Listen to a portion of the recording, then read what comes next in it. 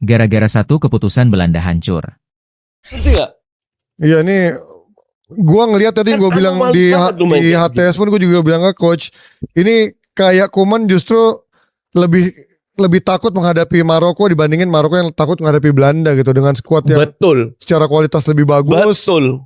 Gua justru melihat, oke, lo pakai 3 back, tapi lo bisa pakai 2 striker gak sih sebenarnya? Kan lo punya Malen sebenarnya yang bisa, yang lebih excel. Enggak. Tapi kemarin dia pakai Malen berkali-kali jadi lone striker atau menjadi sayap, bukan menjadi striker yang benar-benar di depan. Ini mirip kayak ngelihat Lautaro struggling di Argentina sama Lautaro di Inter. Nah ini gue melihatnya seperti Malen di Belanda dan juga di Roma tuh bedanya seperti itu. Kalau dia bermain 3-5-2, let's say, lo punya kekuatan di tengah lebih banyak, lo punya double striker yang bisa membagi peran lo, sementara Dumfries pun sama Van Dijk Pertanyaan gue sekarang, kapan Belanda main 3-4-3? ya. Kapan Belanda main 3-4-2? Kan rata-rata 4-3-3. 4-3-3. Kenapa lo serubah gitu loh? Iya. Kecuali kalau lawan lo Argentina, Prancis, gue Iya. masih paham lah. Iya, Karena secara kualitas di atas. Ini kan enggak. Nah terus alasan apa lu main 3 back? 3-4-3?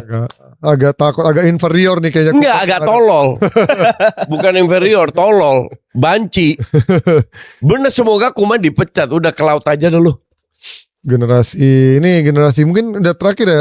Lu kalau lihat, lu kalau tahu budaya Belanda ya, media itu nggak peduli loh. Jadi sesama kolega, contoh aja nih, Willem Kief atau Van Basten sama Koeman itu kan segenerasi.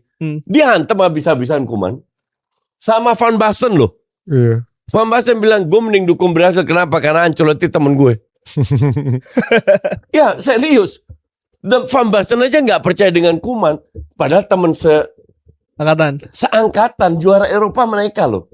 Iya. Dua-dua di Ajax. Tapi gue melihat ini gila ya. Berarti kalau lo ngelihat dari squad yang sekarang, Van Dijk akan hilang. Tolong balikin lagi, jangan diganti-ganti dong, Fed. Van Dijk akan hilang. Terus juga De Jong akan hilang karena udah 30 kan De Jong tahun ini kan.